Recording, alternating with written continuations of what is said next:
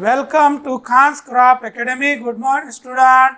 Hi, we are going to learn Crop Science Standard 12, Paper 2nd, Revision 2021, Unit number 2nd, Rabi Cereal Crop, Lecture number 5. In previous lecture, explained the sugarcane crop, then potato, chili, and turmeric. The next unit, second, Rabi cereal crop. In this chapter, cultivation of wheat and Rabi जवार. विद्यार्थी मित्रांनो, आपण revision 2021 सुरू केलेला unit number 2 मध्ये रबी serial crop आपण बघत आहोत. त्यामध्ये व्हीट आणि रबी जवार आहे. तर व्हीट हे क्रॉप 8 मार्कासाठी क्वेश्चन नंबर 5 मध्ये नेहमी विचारतात किंवा 4 मार्कासाठी किंवा 2 ते 3 शॉर्ट नोट्स व्हीटवर विचारतातच. म्हणजेच आपण मेजर क्रॉप आहे व्हीट क्रॉप आणि हे परफेक्ट करणं गरजेचं आहे. व्हीट क्रॉप जर केलं तुम्ही तर 8 मार्क तुमचे कुठे गेले नाहीत. त्यानंतर रबी जवार जे आहे ते फर्स्ट पेपरमध्ये सॉर्गम म्हणून आहे, जवार म्हणून आहे, खरीप जवार म्हणून आहे. ते रबी आणि खरीपमध्ये काही फरक नाही आहे. फक्त व्हेरायटीमध्ये थोडंफार फरक आहे, बाकी सगळं सेम असणार आहे. त्यासाठी तुम्ही जवार हे जर केलं तर फर्स्ट पेपरमध्ये 8 मार्कासाठी तुम्हाला कामाला येणार आहे आणि इथं 4 मार्कासाठी रबी जवार विचारतातच. किती मार्कासाठी? 4 मार्कासाठी. तर जवार हे तुम्ही कंपल्सरी करायचं फर्स्ट आणि सेकंड पेपरसाठी. फक्त बदल कुठं होणार आहे? व्हेरायटीमध्ये रबी व्हेरायटी वेगळे असतात. तर बघूया आपण व्हीट आणि रबी जवार कंबाईन मध्ये आपण बघणार आहोत, कंपॅरिझन स्टडी करणार आहोत व्हीट आणि रबी जवारचं. तर नोटबुक आणि पेन घेऊन बसा आणि व्यवस्थित लिहून घ्या पॉईंट. तर व्हीट म्हणजे याला आपण गहू असं म्हणतो आणि जवार म्हणजे ज्वारी, रबी ज्वारी, त्याला सॉर्गम म्हणतात. तर सेकंड पेपरमध्ये रबी जवार म्हणून आहे. फॅमिली ग्रॅमिनी आहे दोघांचंही. व्हीटची फॅमिली ग्रॅमिनी आणि जवारची फॅमिली ग्रॅमिनीच आहे. बॉटॅनिकल नेम आहे ट्रिटिकम ॲस्टिवम. ट्रिटिकम ॲस्टिवम आहे. आणि जवारचं सॉर्गम बायकलर किंवा सॉर्गम वल्गरी 2 स्पेसीज आहेत. व्हीटच्या तशा 3 स्पेसीज आहेत. ट्रिटिकम ॲस्टिवम आहे, ट्रिटिकम ड्युरम आहे, ट्रिटिकम डायकोकम आहे. कोणतं एक लक्षात ठेवायला पाहिजे. फिल इन द ब्लँकमध्ये डॅडॅश अँड डॅडॅश are the species of jowar किंवा व्हीट असं विचारतात. तेव्हा 2 स्पेसीज लिहिणं गरजेचं आहे. जसं सॉर्गमचं बायकलर आणि वल्गरी 2 स्पेसीज आहेत जवारमध्ये आणि गव्हामध्ये 3 आहेत. ॲस्टिवम आहे, ड्युरम आहे, डायकोकम आहे. ओरिजिन व्हीटचं हिंदुकुश माउंटेनस आहे, अबायसिनी आहे आणि जवारचं इंडिया अँड आफ्रिका आहे. तर फिल इन द ब्लँकमध्ये विचारतात. तसं क्लायमेट इकॉलॉजी विचारलं जातं. तर व्हीटमध्ये सेपरेट क्लायमेट विचारतात. क्लायमेटिक रिक्वायरमेंट ऑफ व्हीट असं विचारतात. तर तेव्हा क्लायमेटवरच 2 मार्काचं विचारतात. तर व्यवस्थित क्लायमेट लिहायला पाहिजे 2 मार्कासाठी. तर wheat is a temperate crop असं लिहायचं. Wheat is a temperate crop. It require cool and dry climate. व्हीटला कसं क्लायमेट पाहिजे? कूल आणि ड्राय पाहिजे. It require clear weather for good growth. तर याला हवामान कसं पाहिजे? क्लिअर असायला पाहिजे. ढगाळ वातावरण असायला पाहिजे. प्रखर सूर्यप्रकाश असायला पाहिजे. Then optimum temperature range should be 7 to 21 degree Celsius. त्यानंतर व्हीट पिकाला तापमान जे आहे 7 ते 21 डिग्री सेल्सिअस असणं गरजेचं आहे. तर फिल इन द ब्लँकमध्ये विचारतात, टेम्परेचर विचारतात, ऑप्टिमम टेम्परेचर. तर तेव्हा 7 to 21 डिग्री सेल्सिअस लिहिणं गरजेचं आहे.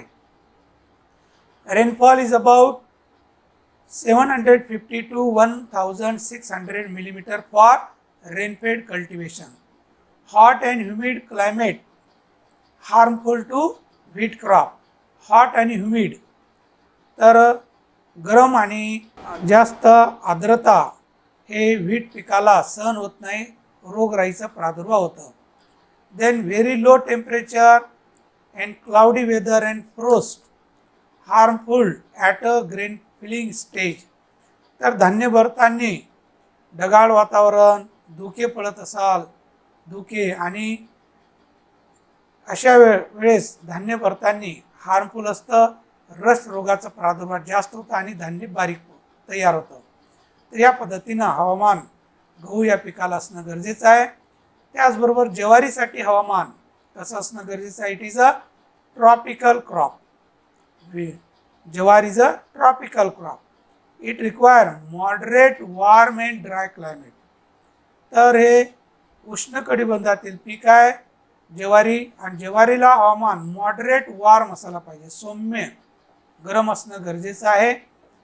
Then optimum temperature range should be 15 to 32 degree Celsius.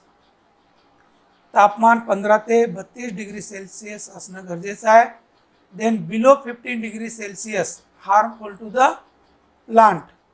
तर 15 पेक्षा कमी तापमान जात असेल तर त्याच्यावर चिकटा रोगाचं प्रादुर्भाव होतं, म्हणजे ॲफिड रोगाचा प्रादुर्भाव होतं. Next, low temperature with humidity infection of chikta. तर कमी तापमान आणि ह्युमिडिटी जास्त, चिकट्या रोगाचा प्रादुर्भाव होतं. Then optimum rainfall is about 600 to 750 millimetre for rainfed cultivation. कोरडवाहू ज्वारी येण्यासाठी 600 ते 750 मिलीमीटर ज्या भागामध्ये पर्जन्यमान असतं त्या भागामध्ये कोरडवाहू ज्वारी येते. नंतर soil for wheat crop, wide range of soil condition. गहू हे कोणत्याही जमिनीमध्ये येतं. Desert to heavy clay soils suitable for its cultivation. तर डेझर्ट सॉईल पासनं भाऱ्या जमिनीपर्यंत कोणत्याही जमिनीमध्ये गहू पीक हे चांगलं येतं. But well drained fertile clay loam soils are most suitable. त्याचबरोबर उत्तम निचरा होणारी फर्टाईल क्ले लोम सॉईल फार चांगली असतं. Then rainfed condition, heavy soils, more water holding capacity suitable for in Maharashtra state. Black soils are most suitable in Maharashtra state. तर गहू या पिकासाठी कोरडवाहू जर घ्यायचं असेल तर पाणी धरणारी जमीन, भारी जमीन असणं आवश्यक आहे. आणि महाराष्ट्राची ब्लॅक कॉटन सॉईल हे फार उपयुक्त आहे गहू पीक येण्यासाठी. तर हे सॉईल. नेक्स्ट, ज्वारीसाठी it can be grown in wide range of soil. ज्वारीचं पीक सुद्धा कोणत्याही जमिनीमध्ये येतं. Light to heavy soils, heavy soil suitable for rainfed cultivation of jowar. Black cotton soil suitable for its cultivation. Well drain clay loam soils for irrigated. तर उत्तम निचरा होणारी जमीन या गहू ज्वारी पिकासाठी फार उपयोगी असते. लँड प्रिपरेशन बघू आपण. प्री टिलेज हे सुद्धा 2 मार्कासाठी विचारतात. गव्हाचं प्रत्येक पॉईंट महत्त्वाचं आहे. तर land preparation or pre tillage operation. It require well pulverised compact seed bed for good grow the wheat crop. तर गहू पिकासाठी पल्वराइज सॉईल आणि कॉम्पॅक्ट सॉईल असणं गरजेचं आहे. यासाठी free from clouded seedbed should be suitable for wheat crop. तर clodded free असणं गरजेचं आहे गहू पिकासाठी. त्यासाठी आपण जमीन भुसभुशीत होण्यासाठी काय करणं गरजेचं आहे? Deep ploughing should be done immediately after harvest of previous crop and then 2 to 3 times crosswise harrowing. Then apply 25 to 30 tons of FIM before last harrowing. Then one pre-soaking irrigation should be given in case of irrigated condition. तर पूर्व मशागत करत असताना अगोदरचं पीक निघाल्याबरोबर खोल लोखंडी नांगरणी करायला पाहिजे. त्यानंतर 2 ते 3 वेळेस किंवा 3 ते 4 वेळेस कुळच्या पाड्या द्यायला पाहिजे. जोपर्यंत जमीन फ्रेबल होत नाही, लूज होत नाही, तोपर्यंत कुळच्या पाड्या देणं गरजेचं आहे. त्यानंतर आपण ढेकळे फोडणी करून घ्यायला पाहिजे. त्यानंतर 25 ते 30 टन एवढं शेणखत प्रति हेक्टरी टाकायला पाहिजे. आणि त्यानंतर पाण्याचं ओलिताचं गहू घेत असाल तर आपण पेरणी करण्या अगोदर एक पहिली पाण्याची पाडी द्यायला पाहिजे. या पद्धतीनं पूर्व मशागत करायला पाहिजे. Then jawar crop, one plowing should be done immediately after harvest of previous crop, 2 to 3 times crosswise harrowing, and then compacting the seed bed by planker before sowing. Then all stubbles collect and destroy. Apply 5 to 6 tons of FIM per hectare. तर अगोदरचं पीक निघाल्याबरोबर नांगरणी करायला पाहिजे, 2 ते 3 वेळेस कुळूच्या पाड्या द्यायला पाहिजे, जमीन कॉम्पॅक्ट करून घ्यायला पाहिजे आणि अगोदरचे पिकाचं सगळं औषध जमा करून जाळून टाकायला पाहिजे आणि त्यामध्ये 5 ते 6 टन एवढं शेणखत टाकायला पाहिजे प्रति हेक्टरी. या पद्धतीनं पूर्व मशागत करणं गरजेचं आहे. Next, seed rate. Wheat crop varies of seed rate from 44 to 132 kg per hectare. तर गव्हाचं बियाचं प्रमाण हे 44 ते 132 किलो प्रति हेक्टरी बियाचं प्रमाण व्हेरीज होतं. ते बियाच्या साईजवर आहे, व्हेरायटीवर आहे, पेरणीच्या पद्धतीवर आहे. तर हे फॅक्टर अफेक्ट करतात. त्यासाठी 44 ते 132 kg प्रति हेक्टरी बियाचं प्रमाण गव्हाचं लागतं. त्यानंतर Mexican 88 kg per hectare. Mexican variety असेल तर 88 kg पर हेक्टर बियाचं प्रमाण लागतं. आता हेच व्हीटमध्ये आपण ॲग्रिकल्चर सायन्स अँड टेक्नॉलॉजीमध्ये आपण जे सांगितलेलं आहे ते 100 किलो आणि 125 किलो असं सांगितलेलं आहे. आपण तर इथं व्हेरी सांगितलेलं आहे. तर 44 ते 132 किलोच्या मध्ये बियाचं प्रमाण लागतं गव्हाचं असं सांगितलेलं आहे. तर आपण 100 सुद्धा म्हणजे depend upon the cultivation method, season, time of sowing हे सगळे फॅक्टर कन्सिडर होतात त्यामध्ये. तर घाबरायची गरज नाही. काही विद्यार्थी कमेंट्स करतात की बियाचं प्रमाण फारच व्हेरिफिकेशन झालेलं आहे, लँड प्रिपरेशनमध्ये बदल झालेला आहे, FYM मध्ये. या चिल्लर गोष्टी आहेत. हे लक्षात, हे कोणी बारकाईने बघत नाही. हे फार बदलत असतं, त्यासाठी तेवढं टेन्शन घ्यायचं नाही तुम्ही. नेक्स्ट, जवारचं seed rate depend upon the sowing method. Drilling method 10 to 12 kg, then dibbling method 5 kg, for fodder purpose 50 to 60 kg.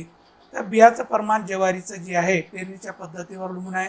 Drilling मेथडनं पेरलं तर 10 ते 12 किलो प्रति हेक्टरी बियाचं प्रमाण लागतं. ते डिबलिंग मेथडनं पेरलं तर 5 किलो लागतं.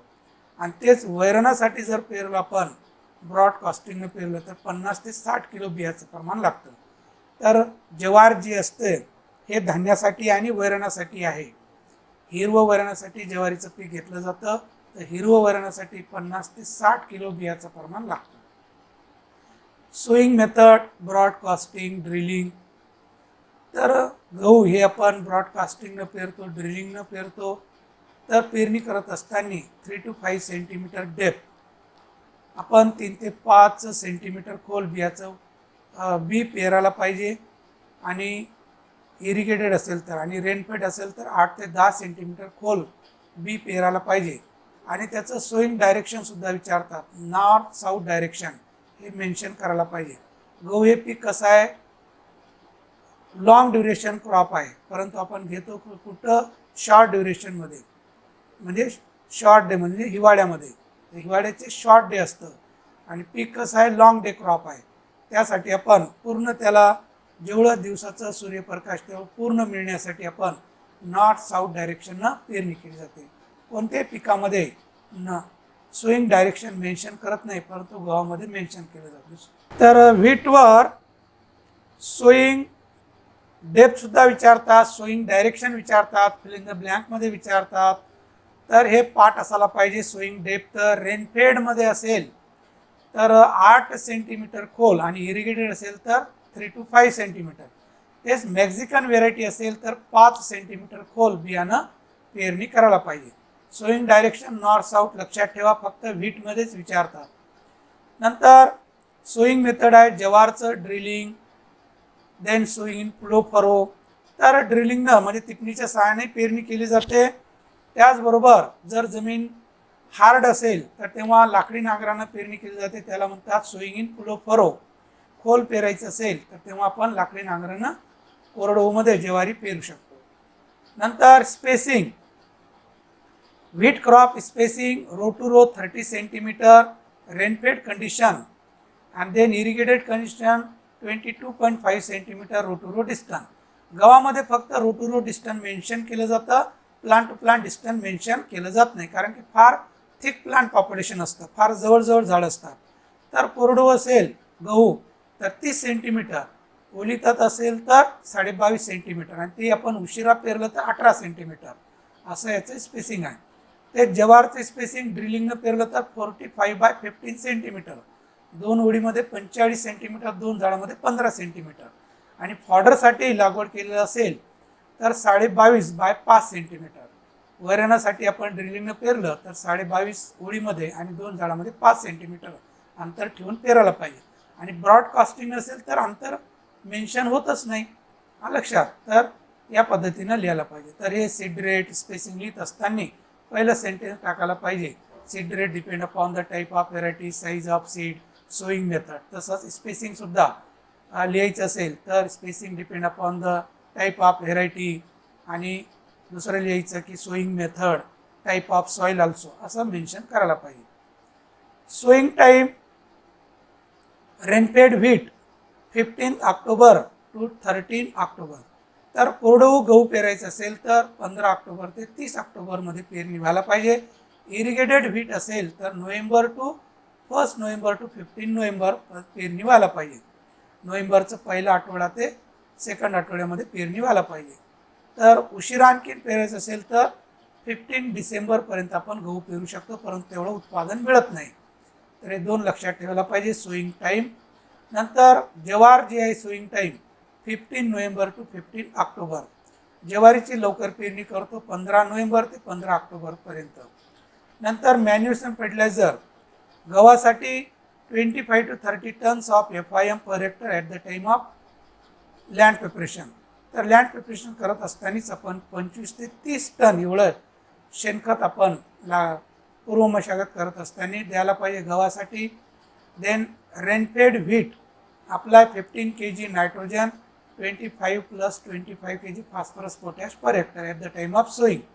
इरिगेटेड कोरडवाहू गहू असेल तर 50 किलो नत्र, 25 किलो फॉस्फरस पोटॅश पेरते वेळेसच द्यायला पाहिजे. नंतर ओलिताचा गहू असेल तर 100 kg nitrogen + 50 kg phosphorus + 50 kg potash per hectare. Then full dose of phosphorus, potash and half dose of nitrogen be given at the time of sowing. Remaining half dose of nitrogen be given 30 to 45 days after sowing. तर ओलिताच्या गव्हाला 100 kilo नत्र, 50 kilo phosphorus, 50 kilo potash एवढं recommended dose. पेरते वेळेस पूर्ण phosphorus potash अर्धा नत्राचा dose द्यायला पाहिजे. राहिलेला अर्धा नत्राचा डोस पेरणी झाल्यानंतर 1 महिन्यानी किंवा 1.5 महिन्यांनी टॉप ड्रेसिंग देणं गरजेचं आहे. नंतर ज्वारसाठी लोकल व्हेरायटी असेल तर 50 किलो नत्र, 25 किलो फॉस्फरस प्रति हेक्टरी at the time of sowing. Hybrid variety असेल तर 125 kg nitrogen + 75 kg phosphorus + 62 kg potash per hectare. तर हा रिकमेंडेड डोस. नंतर रेनफेड असेल तर 5 to 6 tons of FIM per hectare at the time of land preparation. आणि इरिगेटेड असेल तर 8 to 10 tons FIM per hectare at the time of land preparation. तर या पद्धतीने खताची मात्रा आहे. हायब्रिड असेल तर जास्त देणं गरजेचं आहे. तर 125 किलो नत्र, 75 किलो फॉस्फरस, 62 किलो पोटॅश प्रति हेक्टरी हे लागवड करते वेळेस पूर्ण फॉस्फरस पोटॅश अर्धा नत्राचा डोस आणि राहिलेला अर्धा नत्राचा डोस ओलिताचा असेल तर 1 महिन्यानी टॉप ड्रेसिंग म्हणून द्यायला पाहिजे. इंटरकल्चर ऑपरेशन गव्हामध्ये आंतरमशागत करत असताना 1 hoeing and 1 to 2 weeding should be done at 15 to 18 days after sowing. तर 15 ते 18 दिवसांनी पेरणी झाल्यानंतर एक ओळपणी आणि 1 ते 2 वेळेस खुरपण्या करणं गरजेचं आहे. त्याचबरोबर रेनफेड व्हीट असेल तर नो इंटरकल्चर ऑपरेशन. कोरडवाहू गव्हाला कोणत्याही आंतरमशागत करण्याची आवश्यकता नाही. हे फक्त इरिगेटेड व्हीटला देणं गरजेचं आहे. नंतर ज्वारीमध्ये गॅप फिलिंग, थिनिंग करणं गरजेचं आहे. Gap filling should be done immediately after 5 to 7 days after sowing for maintain the plant to plant distance. Then thinning should be done for maintain the plant to plant distance 10 days and 20 days after sowing. विरळणी 10 दिवसांनी आणि 20 दिवसांनी पेरणी झाल्यानंतर 2 वेळेस करायला पाहिजे. Then first hoeing 3 weeks after sowing. पहिली कोळपणी 3 आठवड्यांनी करायला पाहिजे. आणि then other hoeing 15 days interval and one weeding should be done. तर बाकीच्या कोळपण्या 15 दिवसाच्या अंतराने करणं गरजेचं आहे आणि एक खुरपणी करणं गरजेचं आहे. या पद्धतीने अंतर्मशागतीची कामं. Irrigation. Rainfed wheat grow on the residual moisture and do not give irrigation, but low moisture content into the soil to give protective irrigation at a flowering stage and grain formation stage. कोरडू गव्हाला तर पाणी देण्याची आवश्यकता नसते, परंतु जमिनीमध्ये ओलावा नसेल तर 1 ते 2 पाण्याच्या पाळ्या देणं गरजेचं आहे. Irrigated wheat require 5 to 6 irrigation in whole growth period at a 12 to 15 days interval. तर कोरडू ओलिताचं गव्हाला 5 ते 6 पाण्याच्या पाळ्या देणं गरजेचं आहे. ते पाण्याच्या पाळ्या 12 ते 15 दिवसाच्या अंतराने आपण देणं गरजेचं आहे. At a critical growth stage, that is a crown root initiation, late tillering stage and then earing stage and flowering stage and milking stage. या क्रिटिकल ग्रोथ स्टेजमध्ये आपण पाण्याच्या पाळ्या देणं गरजेचं आहे. ज्वारीसाठी रेनफेड असेल तर रेसिड्युअल मॉइश्चरमध्येच ज्वारी घेतली जाते आणि ते जर ओलावा कमी असेल तर 1 ते 2 पाण्याच्या पाळ्या व्यवस्थित आपण फ्लावरिंग स्टेजमध्ये आणि ग्रेन फॉर्मेशन स्टेजमध्ये येणं गरजेचं आहे. कारण ज्वारी हे ड्रॉट रेजिस्टंट असते, जास्त पाण्याची आवश्यकता नसते. इरिगेटेड व्हीट असेल तर 4 irrigation should be given at a 15 to 20 days interval at a proper critical growth stage, grand growth stage, boot formation stage, flowering stage and grain filling stage. तर आपण ओलिताचं ज्वारी असेल तर 4 पाण्याच्या पाळ्या भरपूर होतात. ते ग्रँड ग्रोथ स्टेजमध्ये जेव्हा झपाट्यानं वाढ होत असते तेव्हा, नंतर पोटऱ्यामध्ये येते तेव्हा, नंतर फुलावस्थेमध्ये आणि धान्य भरते वेळेस असे 4 पाण्याच्या पाळ्या दिलं तर रब्बी ज्वारी ओलितामध्ये येते. Next varieties. तर गव्हाचे जे आहेत 4 व्हेरायटी आपल्याला पाठ असायला पाहिजे. लोकल व्हेरायटी, रेनफेड असं विचारत नाही, तर 4 कोणत्याही व्हेरायटी लक्षात ठेवायला पाहिजे. तर लोकल व्हेरायटी मोतिया, गुलाब, जय, विजय, निफाड 4, बन्सी, शरबती या लोकल व्हेरायटी आहेत. आणि रेनफेड व्हेरायटी N59, MACS 9, 1967, हिरा, मोती, अजंटा ह्या व्हेरायटी रेनफेडमध्ये येणार आहेत. इरिगेटेड कल्याण सोना, सोनालिका, मालविका, लोकवन आणि पौर्णिमा ह्या व्हेरायटी आहेत इरिगेटेड. तर 4 व्हेरायट्या कोणत्या लक्षात ठेवा. जास्त करून ह्या इरिगेटेड व्हेरायटी लक्षात ठेवा. कल्याण सोना, सोनालिका, मालविका, लोकवन. नंतर ज्वारीमध्ये तसं लोकल व्हेरायटी दगडी आहे, शालू आहे, मानती आहे. इम्प्रूव्ह व्हेरायटीमध्ये सुधारित जाती जी आहे SPV 86, SPV 839, SP 1411.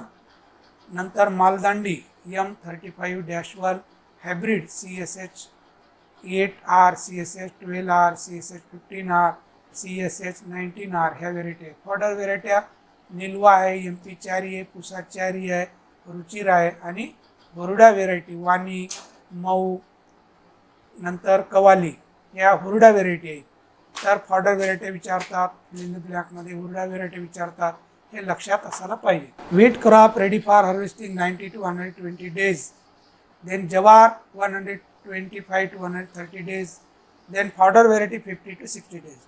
तर गहू हे आहे 90 ते 120 दिवसामध्ये येणारं. ज्वार आहे 125 ते 130 दिवसामध्ये येणारं. तेच वैरणाचं ज्वार असेल तर 50 ते 60 दिवसामध्ये काढायला येतं. हार्वेस्टिंग. तर हार्वेस्टिंग लिहित असताना wheat crop ready for harvesting 90 to 120 days after sowing असं लिहायला पाहिजे. Then rainfed wheat earlier harvesting than the irrigated variety. तर कोरडू गहू लवकर येतं काढायला ओलिताच्या गव्हापेक्षा. Maturity sign grain become hard in structure, leaves yellowish in colour, bottom leaves dried and fall down. तर हे मॅच्युरिटी साईन लिहिणं गरजेचं आहे. Then harvesting should be done, cut down the plant at a ground level. Then harvested plant tied with bundle and carried out into threshing yard. Then dried up to the 2 to 3 days. तर harvesting करत असताना अभागरूनपासून झाडं cut करायला पाहिजे. त्याचे bundle बांधायला पाहिजे. Bundle बांधून आपण जिथं थ्रेशिंग यार्ड आहे तिथं नेऊन ठेवायला पाहिजे. 2-3 दिवस त्याला ड्राय होऊ द्यायला पाहिजे. Then after it can be threshing with the power thresher machine. ही आपलं जुनी पद्धत. आता नवीन harvester cum thresher is available. All operation should be done at A time. It is also known as mechanical harvester. आता नवीन harvester उपलब्ध झालेले सगळे कामं ॲट ए टाइम होतं. कट होतं, थ्रेशिंग होतं, विनोइंग होतं आणि स्वच्छ धान्य बॅगमध्ये भरलं जातं. तर ते पॉवर थ्रेशर मशीन म्हणून आहे. मेकॅनिकल हार्वेस्टर म्हणतात त्याला. ते आणून पूर्ण ॲट ए टाईम आपल्याला गहू काढता येतं. हे झालं गव्हाची काढणी. ज्वारचं जे आहे, jowar crop ready for harvesting 125 to 130 days after sowing असं लिहायला पाहिजे. देन मॅच्युरिटी साईडमध्ये yellowish colour of leaves, bottom leaves dried and fall down असं लिहायला पाहिजे. Then harvesting of jawar depend upon the sowing time and cultivation method. That is February to March. Ready for harvesting rabi jawar. Then maturity sign, plant leaves yellowish in color, bottom leaves dried and fall down. Grain become hard in structure. Then easily remove the grain from the glooms. तर हे maturity sign लिहायला पाहिजे. Harvesting should be done. Cut down the plant at a ground level by sharp knife. Sickle म्हणायचं. Cut down the plant at a ground level by the help of sickle.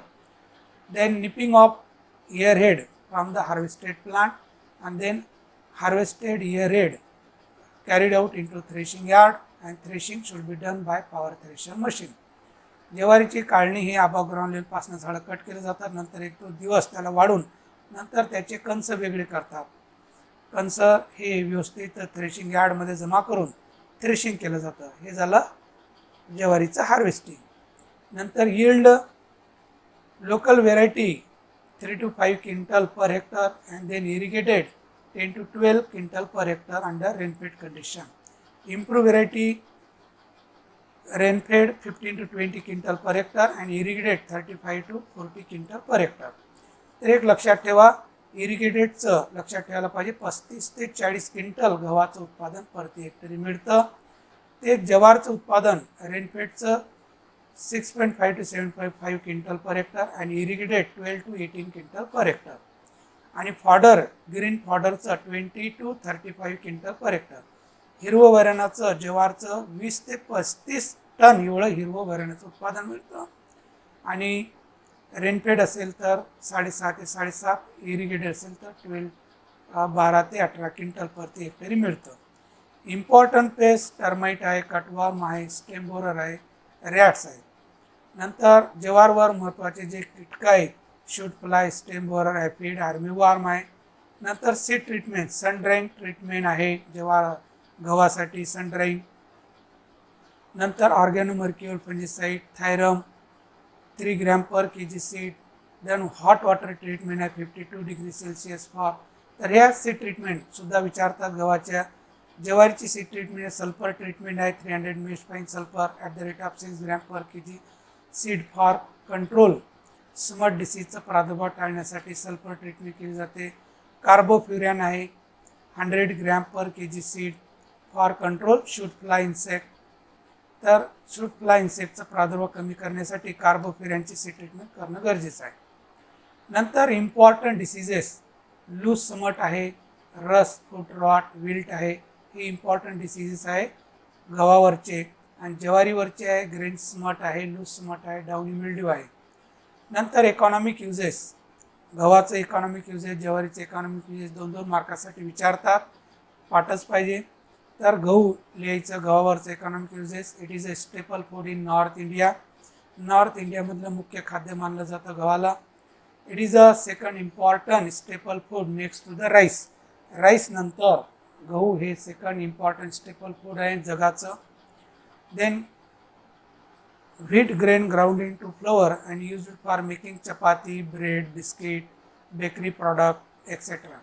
तर गहूचं पिठाचा वापर चपाती बनवण्यासाठी, bread बनवण्यासाठी, केक, बिस्किट आणि bakery product बनवण्यासाठी वापर केलं जातं. Hard wheat used for rava making, suji making, sevaya making. तर गव्हामध्ये हार्ड व्हीट एक आहे. तर ते हार्ड व्हीटचा वापर रवा सुजी सेव्या बनवण्यासाठी वापर केलं जातं. फ्लॅक्स अँड स्वीट मीट बनवण्यासाठी लाईक शिरा खीर हे बनवण्यासाठी वापर केलं जातं.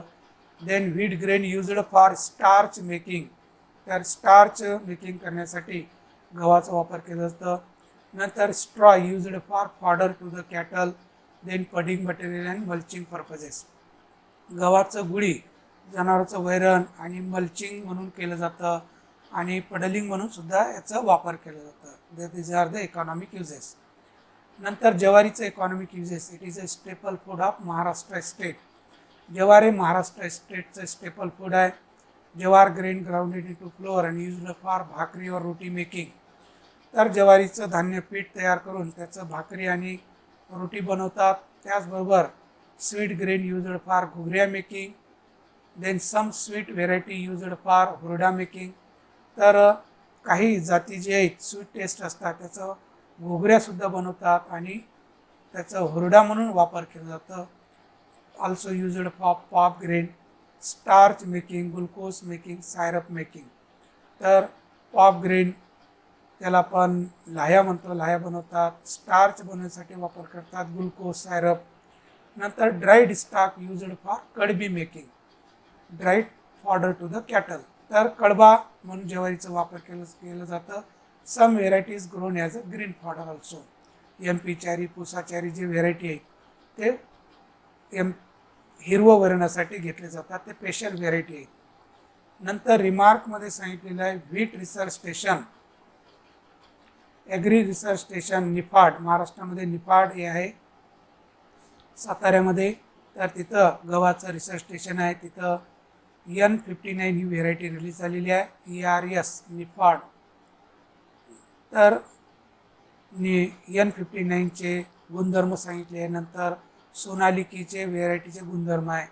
ही व्हेरायटी IAR आहे, Indian agriculture research institute new Delhi 1967ला हे रिलीज झालेली आहे.